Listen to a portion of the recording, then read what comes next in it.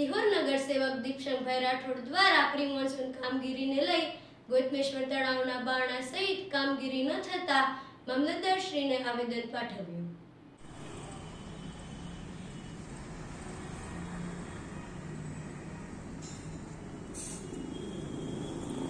Ribbon અને લીંબુ ચડાવવામાં આવે અને ઓઇલ કરવામાં આવે, જેથી કરીને તળાવ 27 ફૂટ સુધી ભરાય શકે અને પછી ઓવરફ્લો થાય.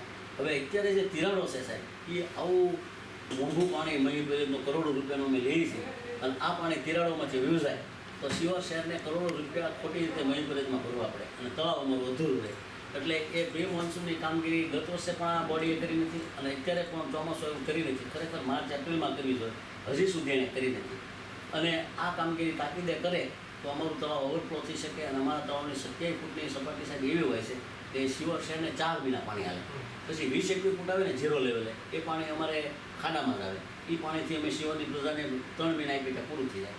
એટલે આ પ્રી મોન્સૂનની કામગીરીનો એક આદેશ નગરપાલિકાના તાકીદે કરાવો. અને બીજો એક સાહેબ આરોગ્યલક્ષી આમાં વાત છે, મુદ્દા નંબર 2 કે અમારા તળાવની અંદર જુદી જુદી ગ્રામ પંચાયતોના પાણીઓ આવે છે, પછી જુદી જુદી ફેક્ટરીઓ છે, એ ફેક્ટરીઓના કેમિકલયુક્ત પાણી આવે છે.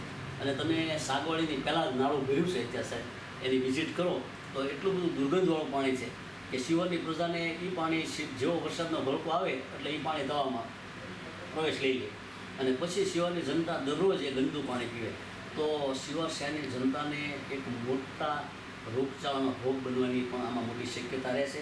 અને આ અમારી વર્ષોથી માગણી છે, પણ આ ગ્રામ પંચાયતના સોચવા નથી.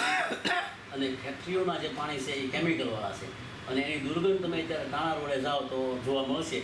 તો તાકીદની અસરથી આ જે દૂષિત પાણીઓ તળાવમાં પ્રવેશ થાય છે એને અટકાવવો લોકોના હિતમાં જરૂરી છે.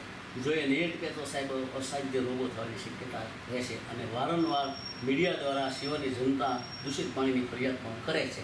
એમ છતાં આ પ્રશ્ન પતતો નથી. એટલે આપ નગરપાલિકાને અને સરકારને જાણ કરવા દૂષિત પાણી અટકાવે અને પ્રી મોન્સૂનની કામગીરી કરે. વંદે માતરમ, ભારત માતા.